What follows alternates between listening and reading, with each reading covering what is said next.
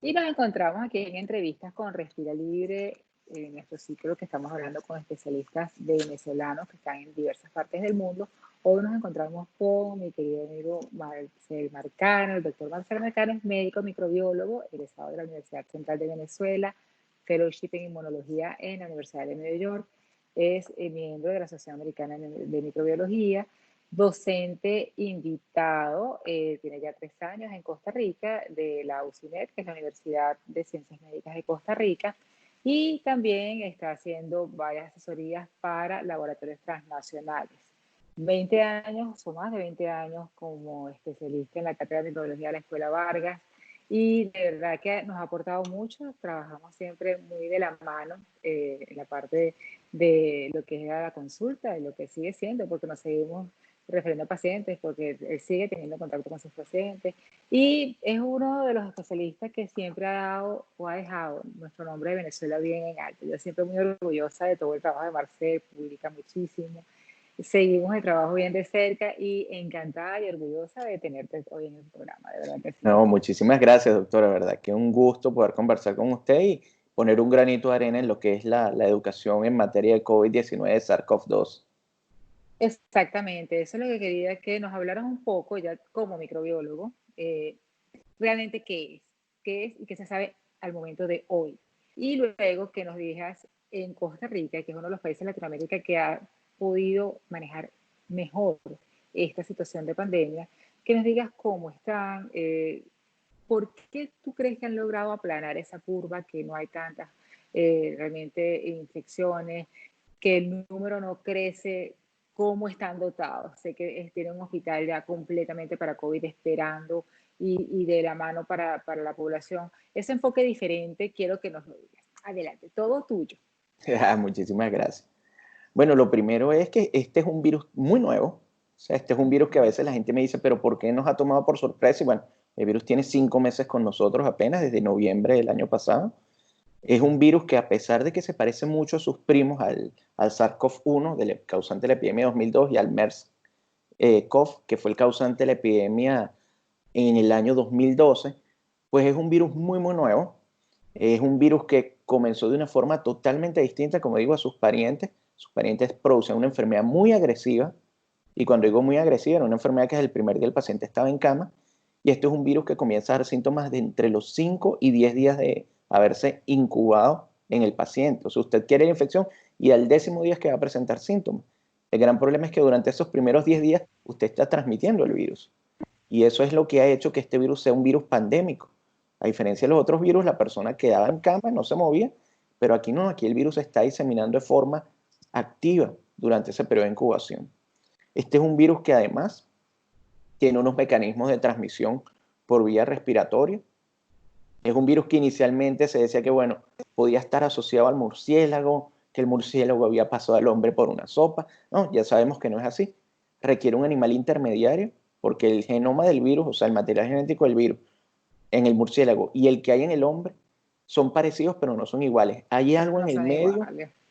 que permitió que se diera ese cambio entre el virus del murciélago y el virus del hombre. Y todavía no sabemos qué es. Se creía que era el pangolín, que es un mamífero, el único mamífero escamado que tenemos, y se creía que era él porque es de consumo y de venta libre en algunos mercados de China. Cuando digo venta libre, entre comillas, porque es un animal en peligro de extinción. Y bueno, lamentablemente, pues en el mercado donde empezó todo este tema, en Wuhan, en el mercado de Wuhan específicamente, pues no se identificaron ni murciélagos ni pangolines. Entonces, estamos en las mismas. Esa Caso C, teoría ya no es. no, aparentemente no, y por homología, por estudios genéticos, no se ha logrado demostrar que el virus del pangolín y el del humano se parezcan. El primer estudio que salió en enero decía que sí, que eran 99% similares, pero se vio que se están estudiando fragmentos, pedacitos muy, muy pequeñitos de ADN, de ARN, perdón, y posteriormente lo que ya sabemos es que cuando se estudia el genoma completo del virus, que estuvo Ya disponible no ya a es igual. finales de enero, pues se parecen entre un 86 y un 90%. O sea que hay algo en el medio y no sabemos qué es. Y hay que saberlo para poder cortar ahí la cadena de transmisión. Sí, exacto, y también la vacuna, todo lo demás, si no se sabe Correcto. completo, es difícil que se llegue a eso, pero bueno. Ajá, y cuéntanos un poco cómo ha sido la evolución desde el punto de vista tuyo de la agresividad, cómo ha pasado, la teoría de que ahora se sabe que es una tormenta de citoquinas y que la respuesta inflamatoria es sumamente importante, que no es como se empezó a tratar al principio, que se decía que era una respuesta intersticial del pulmón, que era una neumonía y que netamente con apoyo respiratorio, pues el paciente iba a salir adelante. Ahora se sabe, gracias a todas las otras manifestaciones sistémicas que ha dado, que es una respuesta también por la cascada de la parte de coagulación. ¿Cómo hemos pasado todo esto? Danos tu enfoque. Sí, bueno, ha sido muy interesante la evolución porque usted bien lo dijo, se pensó que este era un virus netamente respiratorio que llegaba al alvéolo y ahí producía toda la reacción inflamatoria de una forma muy severa y muy rápida y por eso llegábamos a un distrés respiratorio agudo. Pero cuando se empezaron a estudiar en necropsias y cuando se empezaron a hacer los estudios en vivo de estimulación del sistema inmune, se vio que se producía lo que usted muy bien nombró, una tormenta de citoquinas, una hiperestimulación celular, y esto producía que se liberaran muchos mediadores inflamatorios. ¿En qué se parece esto a otras enfermedades? Esto se parece, por ejemplo, a algunas neoplasias, se parece a la sepsis bacteriana, se parece a la infección por Francisella tularensis, se parece al ébola. Todos producen tormenta de citoquinas. Entonces, ¿esto qué es lo que produce finalmente, no solamente en el pulmón, sino en distintos órganos de la economía? Produce daños estructurales. Y por eso es que si usted no logra atrapar a tiempo esta infección en sus primeras etapas, actualmente se divide en 3 etapas la infección: la etapa inicial o de comienzo sintomático, la etapa pulmonar, que es en donde tenemos 2 subclases, la etapa 2A y la etapa 2B. En la etapa 2A comienza a declinar la actividad del virus y comienza a crecer la actividad del sistema inmunológico. Y esa etapa 2A es justo el momento donde se debería empezar la terapia con inmunomoduladores o con sustancias antiinflamatorias para bloquear esa tormenta de citoquinas. Ya cuando pasa la etapa 2B de la fase pulmonar, y es una parte donde predomina, en este caso sobre la parte viral, predomina la respuesta del hospedador, la respuesta inflamatoria, y en la tercera etapa, que es lo que se llama la fase de hiperinflamación, ahí predomina completamente, ya tenemos muy poca respuesta per se al virus, sino tenemos una respuesta de hiperinflamación, básicamente por todo este fenómeno de la cascada de citoquinas hiperactivadas, y aquí ya muchísimas veces en esta etapa final ni los inmunomoduladores, ni los esteroides, mucho menos los antivirales van a tener efecto.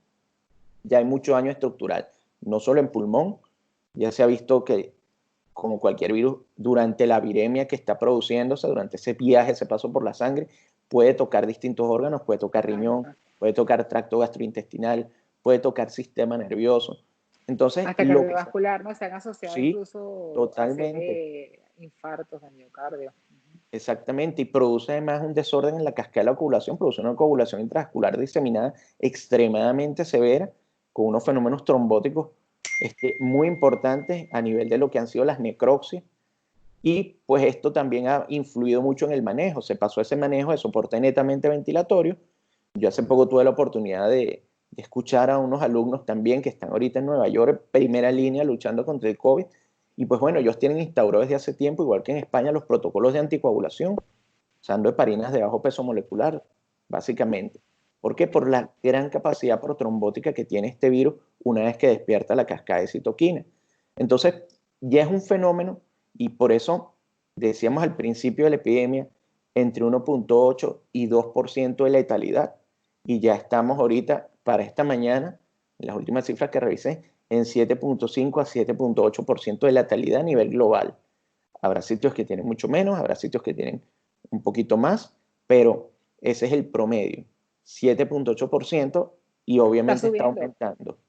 está Exactamente, subiendo. Lejos de bajar, sube. Empezamos con un exactamente. 2%. Cuando se empezaron a reportar los casos era por un 2%. Sí, Entonces, la verdad que, bueno, hay que seguir investigando para, como tú dices, buscar cuál es ese eslabón perdido. Yo creo que realmente todos los países están abocados y se está trabajando en ello.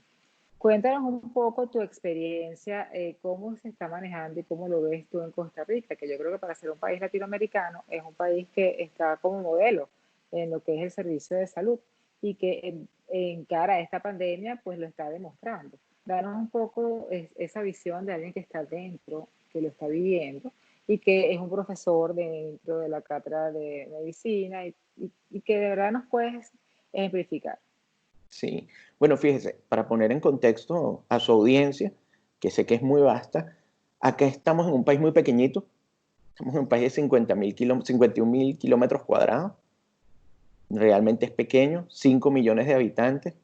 Entonces, cuando llegamos acá siempre nos decían, ¿y cuántos habitantes tiene Venezuela? Y yo le digo, bueno, la capital es Costa Rica, en número de habitantes. Pero acá se invirtió mucho en lo que es la parte de educación y de investigación, sobre todo en la parte educativa, desde los niveles más primarios hasta los niveles de educación universitaria, y por eso acá hay una gran calidad de profesionales. Acá no tenemos ejército, entonces todo desde hace muchos años se invierte en la parte de educación, y eso hoy estamos viendo frutos. Por ejemplo, la primera noticia de la rueda de prensa diaria que da el ministro de Salud, que a veces está el presidente y otros miembros del gabinete, hoy tuvimos una noticia muy buena, que es que se secuenció acá en Costa Rica ya completo el genoma del virus. O sea, ya sabemos cuál es el virus que está circulando acá, lo cual es muy bueno porque nos va a permitir decir si es un solo clúster, si son clústeres separados, si el virus está teniendo cambios mayores o shift antigénicos, si está teniendo cambios menores o drift antigénicos, y eso nos va a permitir también, no solo desde el punto de vista epidemiológico, entenderlo mejor, contenerlo mejor, sino como usted muy bien dijo, inclusive en lo que es la parte de tratamiento, saber qué clúster responde mejor. Acá se está ya comenzando los primeros pasos para los ensayos en suero convaleciente. Se está aprovechando toda la tecnología del Instituto Clodomiro Picado, que es el encargado de producir los sueros antiofídicos, las antiveninas, porque acá, pues con la variedad de fauna que tenemos 3 de las especies más venenosas de serpientes del mundo, están protegidas, y este instituto, pues va a vertir toda su tecnología a lo que es ahora el desarrollo del suero convaleciente, que nos va a servir para dos cosas, para prevención y para ganar tiempo en esos grupos de riesgo, en esos pacientes severamente que pueden tener un riesgo de una afección mayor de 65 años, Inmunocomprometido. diabético, el hipertenso, el paciente oncológico, el paciente con una enfermedad broncopulmonar obstructiva crónica, el asmático. En esos pacientes esto nos va a permitir ganar tiempo, porque es una inmunización pasiva que se hace. Más o menos se estima que los anticuerpos duren 3 meses, pero 3 meses es mejor que nada. Y eso nos va a permitir ganar tiempo mientras se tienen tratamientos efectivos y llega la vacuna. Aparte, bueno, Costa Rica es un país cuyo sistema de salud es un sistema que depende casi en el 99% del Estado, a través de la Caja Costarricense del Seguro Social. Acá la Seguridad Social tiene una red de atención primaria que se llaman EVAIS, que son los equipos básicos de atención integral en salud. Y realmente es un sistema que funciona muy bien, es un sistema que se maneja a través de una historia electrónica, el Medical Record, que está interconectado en todo el país. Y entonces usted, cuando llega, simplemente a su consulta, pues ya usted tiene en su teléfono celular en un aplicativo donde usted sabe qué día tiene la consulta, cuál es su medicación, cuando le toca acudir a las distintas citas, si por ejemplo en el caso mío yo tengo que ir a oftalmología o cuando tengo que ir a medicina general. Entonces funciona muy bien en ese sentido. O sea, la medicina está muy bien organizada y eso hay que resaltar que, bueno, pasó en los últimos 50 años. Realmente hubo la preocupación porque el sistema de salud está muy deteriorado y se ha invertido mucho allí. Acá todo lo que es Excelente. la parte de atención a los niños también se le da muchísimo énfasis.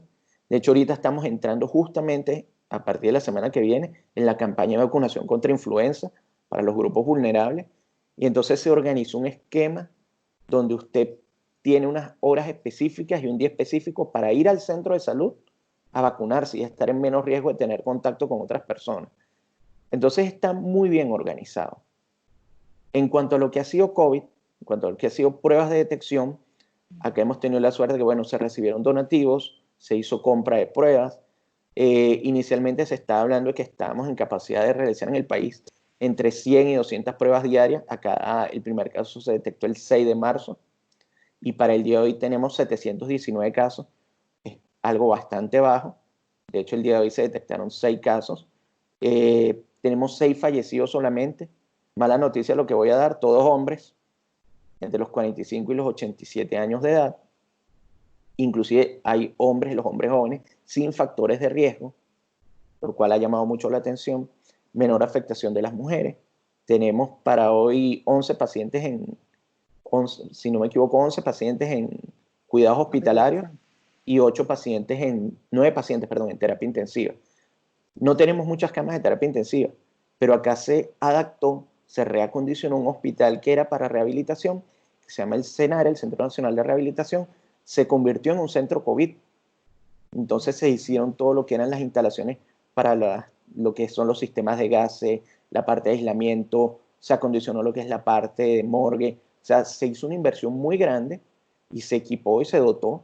Y bueno, esperamos que no se utilice mucho. Ahorita de las 88 camas que tiene disponibles hay solo 3 ocupadas. Tiene los equipos para traslado, los equipos de bioseguridad para trasladar las cámaras a los pacientes desde una localidad lejana y evitar riesgo de contagio. Entonces, el país se ha ido preparando mucho dentro de lo que ha sido sus posibilidades, porque acá se vive básicamente el turismo y bueno, lamentablemente pues la parte turística, desde que se tomaron las medidas de cierre de frontera, ha estado anulada completamente. Pero yo sí siento que aquí se ha invertido muy bien y el ministro y el presidente hablan con la gente, responden preguntas. Todos los días se pasa un informe a las 12:45, yo creo que es el programa más sintonizado ahorita de la televisión costarricense. El ministro de Salud, el doctor Daniel Salas, da ese informe y después contestan preguntas y está con los directivos del Seguro Social, está con los directivos de los centros de investigación. Entonces es muy transparente el manejo de la gestión en salud. Siempre nos dicen cuántas camas hay disponibles, cuántos casos hay, cuántos casos en menores de edad y en adultos mayores tenemos. Acá ha llamado mucho la atención que el grueso de los casos son personas que no son ni niños ni adultos mayores, son adultos jóvenes. O sea, son todos menores de Que no es 65 años. normal en el resto de los países. Eso no es la normalidad que se presenta. Exactamente, usted esperaría ver más casos en personas más vulnerables, en grupos de riesgo. Acá afortunadamente no hemos visto eso. Acá hemos visto que esos grupos vulnerables, acá se suspendieron las clases el día, recuerdo que fue justamente el Día del Médico venezolano, el 10 de marzo, y bueno, desde ese momento estamos con teleeducación, estamos con home office para la gente de las empresas, y de verdad la circulación es muy poca. Tenemos restricción vehicular, de circulación nocturna permanente, tenemos días de circulación normados por el terminal de la placa, eh, la parte de lo que son distintos establecimientos, también el gobierno a nivel del Ministerio de Salud reguló, por ejemplo, los establecimientos de venta de víveres, los supermercados tienen protocolos de distanciamiento donde usted llega, si puedes llevar tu mascarilla, si no tienes que mantener igual el distanciamiento social. Acá no se ha hecho obligatorio el uso de la mascarilla. Eso te voy a preguntar. No sé, pero debería, porque realmente es una de las medidas que Se se ha demostrado que sabe, funciona. claro. Pero como Eso. se mantiene mucho el distanciamiento social, y acá el ministro sí se ha pegado mucho y el Ministerio de Salud a lo que son las recomendaciones de la Organización Mundial de la Salud, si usted no va a manipular bien la mascarilla, es mejor que no se la ponga porque se convierte en una fuente de falsa seguridad y de posible contagio. Acá también la circulación de personas ha disminuido muchísimo. Bueno, acá teníamos este año 2 grandes conciertos, teníamos todos los fines de semana hay 5 o 6 carreras importantes. Todo eso se suspendió para evitar las aglomeraciones. Nos ha pegado mucho a los que hacemos deporte que hay, a los que corremos, a los que hacen ciclismo, a la gente que nada. Exacto. Tenemos destruidos los patios de las casas corriendo, pero bueno, estamos haciendo actividad física, que es otra cosa sumamente importante que mantener y en la cual se ha insistido mucho. Y pues bueno, con todas las restricciones del caso, pero con la conciencia, y el ministro siempre lo repite y todos los personeros del gobierno, acá no nos podemos descuidar, acá no nos podemos relajar. Qué bonito que la BBC nos dice que somos el país que tiene ahorita menor tasa de letalidad de Latinoamérica, 0,88%, pero eso en cualquier momento, y aquí tomo unas palabras del ministro Sí. Sala, es una cáscara de huevo donde uno está caminando. En cualquier momento, a partir de la próxima semana ya nosotros relajamos medidas acá. Cuando digo relajamos medidas quiere decir, las mujeres están muy felices porque abren los salones de belleza solamente los fines de semana, Eso es algo importante. de 5 a 7 de la noche, de 5 de la mañana a 7 de la noche, previa cita y con 50% del aforo, más las medidas de distanciamiento social. Se Pero permite, esa es una de las actividades donde hay mucho contacto con la persona sí, y hay que tomar, claro, yo le digo muy importante, pero a son de gracia, porque hay que tomar unas medidas bien de protocolo para que no haya ese contacto. Porque si Exactamente, no, la contaminación es para el cabello y el cabello sale y va a esparcir el virus por todas partes. exactamente. Entonces acá se insistió mucho en eso, en que se van a relajar, entre comillas, algunas medidas, pero tiene que tener todos los correctivos, tiene que tener implementado todas las formas de contención y además estamos muy claros en que si llega a aumentar el número de casos, inmediatamente todas las medidas se Para retrotraen. atrás, todo se echa para atrás. Nuestros Claro. pequeñitos todavía no vuelven a clase, acá se sigue teletrabajando. Se ha insistido mucho acá, hubo una reconversión de empresas, así como Carolina Herrera y Giorgio Armani se reconvirtieron. Bueno, acá la Fábrica Nacional de Licores dejó de producir bebidas alcohólicas y está produciendo alcohol en gel. Y lo venden a través de un sistema en línea, donde usted lo solicita, tiene una cantidad limitada, eso sí, y se lo llevan a su casa. Eso ayudó muchísimo. También a calmar a la gente por el miedo que hay. Pero bueno, nosotros tratamos de hacer muchas actividades de Facebook Live, de Instagram Live. Todavía no hemos entrado en TikTok, pero tratamos de que la gente le llegue la información de la forma más fácil. No tienes alcohol en gel, agua y jabón. Eso es lo más fácil, agua y jabón. Y afortunadamente, acá, a pesar de que estamos terminando ahorita la sequía, justo ahorita está comenzando a llover, pero bueno, eh, no hemos tenido tantas restricciones con el servicio de agua, a pesar de que el verano fue bastante fuerte, la estación seca. Se ha logrado redistribuir donde habían problemas con agua. Bueno, el Instituto de Aguas y Alcantarillados ha redistribuido, ha logrado llevarle agua a las comunidades que no la tenían. Entonces hay mucha preocupación por tratar de contener esto, porque le digo, se nos sale de las manos y es un país tan pequeñito, con, lamentablemente no hay tanta disposición de camas de cuidados intensivos, a pesar de que se ha invertido muchísimo en ventiladores mecánicos. De hecho, el país tiene ahorita 410 ventiladores mecánicos y 300 en camino que se han comprado. O sea, son inversiones de millones de dólares que se han hecho, pero bueno, no nos sirve de nada el ventilador mecánico sin tener un sitio donde colocarlo y sin tenerle Por personal. supuesto. Entonces, ha habido que redistribuir muchos recursos. Eso que te voy a preguntar, ¿el personal médico de un país tan pequeño es suficiente para bueno, afortunadamente no está esa demanda, pero para esa expectativa de demanda? Bueno, hasta ahora se han ofrecido muchas personas como voluntarios. Eso es algo que está on hold, está en stand-by porque no ha hecho falta. Hasta ahora los hospitales de la seguridad social se han podido manejar. Aquí se utiliza mucho el contacto telefónico, el contacto vía WhatsApp, que es algo que a mí me impresionó cuando llegué, que me llamaran del hospital o me mandaran un mensaje WhatsApp. Mire, le cambiamos su cita. Yo decía que esto me está molestando, es alguien que quiere reírse, burlarse. Y no, es un sistema aquí común.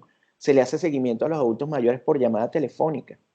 Entonces, a pesar de que no tenga tanto Claro, personal, usted ha podido mantener la cobertura de atención. Otra cosa que se hace son visitas domiciliarias. Y otra de las cosas que se está haciendo es telemedicina. Inclusive hay mucha gente que a lo mejor nunca ha tenido experiencia con un virus de alta peligrosidad, con una tasa, con R sub 0, una transmisibilidad alta, y siempre llaman y uno los orienta en todo lo que se puede. Eh, Como le digo, tratamos de hacerlo en todo. Aquí se insistió muchísimo en la restricción social, en el distanciamiento. Y al principio, estoy hablándole del mes de marzo, finales del mes de marzo, todavía uno veía mucha gente en las calles trotando, corriendo. Y yo decía, yo me asomaba desde acá desde mi casa y decía, pero no, esto no puede ser, la gente está corriendo. Y no es que vas a agarrar el virus del asfalto, pero ahorita ya se sabe que una persona claro, hay tose o estornuda, estudios y eso 20 queda en el metros de ambiente. dispersión de virus. Entonces, las cosas han cambiado, ya inclusive se corre solo, que nosotros decíamos, la única forma que usted corra solo, y se lo hacíamos saber a todos los clubes de corredores y a toda la gente que nos estaba viendo en ese momento en los live, es que usted esté en una montaña, aislado en una finca, que tenga a los vecinos a 2 kilómetros, pero en la ciudad, en San José Centro, no puedes. Ni siquiera donde yo vivo, que es una zona más periférica, que es una zona donde no tenemos edificios, no se recomienda. Porque usted puede estar en una acera y otra persona en la otra, y tose o estornuda, y la nube Le de llega partículas le puede exactamente igual. llegar. Y eso no lo sabíamos al Sí, principio, sí, creíamos que sí. los 2 metros eran suficientes. Ya sabemos que no. eh, Es así. ¿Qué opinas tú de los deportistas que están saliendo a trotar con su mascarilla? Wow, eso es aquí todo un tema, ¿no? Porque primero, cuando usted va a salir, no es lo mismo la mascarilla de entrenamiento, las que se utilizan para el manejo de las presiones, para incrementar la resistencia, que las mascarillas de protección, lo que debería ser una mascarilla con un filtrado N95 o con un factor de protección tipo 2, una FFP2. Entonces, ya ahí uno comienza a tener como dudas. Yo he visto gente acá corriendo en las calles con su mascarilla quirúrgica. El tema de la mascarilla quirúrgica es que al humedecerse, esos poros se van a abrir y pierde el Bien, efecto. sí, Entonces, sí, sí. realmente, ¿qué es lo que se le está aconsejando acá a la gente? Que trate de estar en su casa. Se están haciendo muchos entrenamientos, muchas rutinas de esta de alta intensidad en intervalos cortos, los HIIT. La gente está haciendo bailoterapia. Los que corremos, corremos en los patios lo que podemos. El problema es que también nos estamos lesionando. Entonces, ahí es muy importante tratar de que la gente tome conciencia de que esto es algo transitorio. No es tan transitorio como pensamos al principio, que en julio todo iba a estar bien, va a extenderse un poco más, pero poco a poco vamos a lograr normalidad de nuevo. Lo importante ahorita es evitar casos. ¿Y quiénes están corriendo mucho? La gente muy joven. Y hay que decirle, y yo eso sí lo digo con toda la fuerza que hay que decirlo, no son inmortales. Lamentablemente se está viendo en el mundo un cambio de lo que pasó en los 2 primeros meses. Se está enfermando y de gravedad gente más joven. Esa gente joven se está complicando, Sin está factores de respondiendo menos riesgo. a tratamiento. Entonces traten de quedarse en sus Exactamente. casas. O sea, ahorita es el momento de verdad de estar en la casa. De estar en la casa, es así, definitivamente es así. Otra duda con la parte de microbiología. La expectativa que tenemos de, como tú estás diciendo, este es el momento, poco a poco regresaremos a la normalidad. Pero ¿en qué momento ves tú que se regresa a la normalidad? No en Costa Rica, donde tienen algo tan que son un país pequeño, que lo tienen cu- realmente como cubiertas muchas aristas, sino pues en cualquier otra parte del mundo donde son estructuras de mayor cantidad de personas, donde podemos, no hay el seguimiento, no hay la obligatoriedad de cumplir con quedarse en casa, por ejemplo en la Florida, que la gente sale. Hay muchos sitios donde ¿en qué momento podemos hablar de nuevo de regresar a la normalidad? Cuando estén las pruebas diagnósticas disponibles en casa, como una prueba de embarazo, cuando ya todos estemos vacunados y cuánto tiempo después de estar vacunados podrá ser posible. Muy bien, esa pregunta es súper interesante por dos cosas. Nuestro primer punto de inflexión era el 13 de abril, que era cuando se iban a dar los primeros resultados de no de las vacunas, sino de lo que eran las pruebas que se están haciendo para una inmunización pasiva con anticuerpos recombinantes. Y estos son unos protocolos muy bonitos que lleva un científico americano muy joven, el doctor Jacob Glenville, que cuando yo siempre lo nombro me dicen, ese es el de la serie Pandemia de Netflix. Yo le digo, sí, es el joven de rulitos de la serie Pandemia de Netflix. Pero él tiene una empresa que dejó de trabajar ahorita en lo que es la vacuna universal de la gripe para enfocarse en coronavirus, pero no en una vacuna, sino en un sistema de inmunidad que es usar anticuerpos recombinantes para darnos un tiempo de protección. Y eso pudiésemos, estoy siendo muy optimista, en septiembre resultados. Es relativamente fácil de producir, pudiese darse a escala mundial, si los gobiernos dan el financiamiento, es una opción. Está el protocolo de la vacuna de Oxford, que hasta el día de ayer es el que va más avanzado, porque ya ellos tenían una experiencia previa de casi que completa una fase 1 con vacunas para los coronavirus anteriores. Está el protocolo de la vacuna americana, que supuestamente son vacunas de RNA mensajero, son vacunas que deberían de tener desde el punto de vista teórico y de los modelos de inteligencia artificial muy buena cobertura y rápida.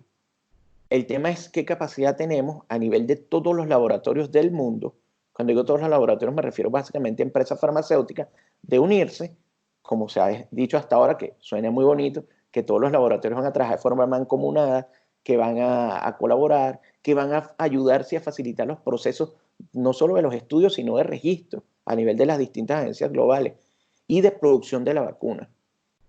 Entonces, si somos realistas, 2021, vacuna. Ojalá que yo me equivoque y tengamos vacuna ahorita en septiembre, ojalá, eso sería lo ideal, porque comenzamos a producir inmunidad, la inmunidad tardaríamos mínimo 3 meses en empezar a verla, que sería el tiempo que esos Ideal anticuerpos seis tardarían en meses, ¿verdad? despertar respuesta. Sí, mínimo 3 meses, ¿por qué? Porque es el tiempo que tarda la hemoglobina G, de establecerse y dar una respuesta de memoria efectiva. Entonces habría que estar seguro ahí de una cosa, que este virus, lo que se prevé es que va a ser como el virus de la gripe estacional, como el virus que todos los años nos vacunamos contra influenza, que es un virus que probablemente empieza a cambiar y año con año vaya cambiando un poquito y haya que ajustar la vacuna. Probablemente no en etapas iniciales, pero sí en 2, 3 años después de tenerla y dependiendo de la tasa de infectividad. También se cree mucho y se habla mucho de la inmunidad de rebaño. Mientras más personas se infecten de forma natural y generen anticuerpos de protección IgG, más protegidos están los que no están infectados. El problema es que como todavía no sabemos si de verdad este virus produce una inmunidad permanente, y yo siempre pongo el ejemplo, hay infecciones, por ejemplo, bacterianas, el Helicobacter pylori, que produce unos niveles de inmunoglobulina G, inmunoglobulina, comillas, de protección, altísimos, pero no producen Siguen protección, son infectando, simplemente un marcador de exactamente. infección. Es Entonces, marcador porque se sigue esperamos que infectando. eso no pase con este virus. Esperamos que realmente la inmunoglobulina G sea un marcador de protección que confiere inmunidad permanente, no transitoria. Ese sería el mejor escenario. Y que entonces poco a poco se hable que la inmunidad de rebaño en el mundo se va a obtener más o menos para el año 2023. O sea que tengamos un gran porcentaje, estamos hablando más del 50% de la población del mundo que haya estado en contacto con el virus. No que se haya enfermado, solo que haya estado en contacto, asintomático, síntomas leves, moderados, va a ir dependiendo de cada uno de los pacientes que se vaya infectando. Pero volver a la normalidad yo no lo veo cerca. Yo no, tampoco puedo ser como el doctor Fauci, que no nos vamos a dar nunca más la mano, o como los estudios también de algunas universidades que dicen que en el 2022 es que levantaremos las medidas de confinamiento, porque sí se espera un incremento de casos para ahorita, para los meses de septiembre, octubre, meses donde va a ser frío en algunas partes del mundo, donde vamos a estar en época de lluvia, y eso es esperado. No quisiéramos que fuera la segunda ola, no quisiéramos que fuera un pico de casos.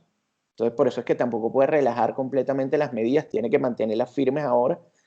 Eh, Intentar seguir controlando los grupos de riesgo, intentar, como en el caso de ustedes, que describieron esa manifestación que ya el CDC la aceptó, de la pérdida del olfato de forma precoz, y está clasificado como uno de los síntomas más sensibles, o sea, como un pródromo inclusive a la fiebre. Y aquí de hecho se está haciendo pesquisa, que un caso sospechoso es una persona que tenga pérdida del olfato, así sea parcial. Y eso nos ayuda a agarrar muchos casos y a diagnosticarlos. Entonces, Claro, también si claro. usted toma los casos, aumenta la capacidad de detección, puede aislar más rápido a las personas y hacerlas menos infectantes, menos contagiosas.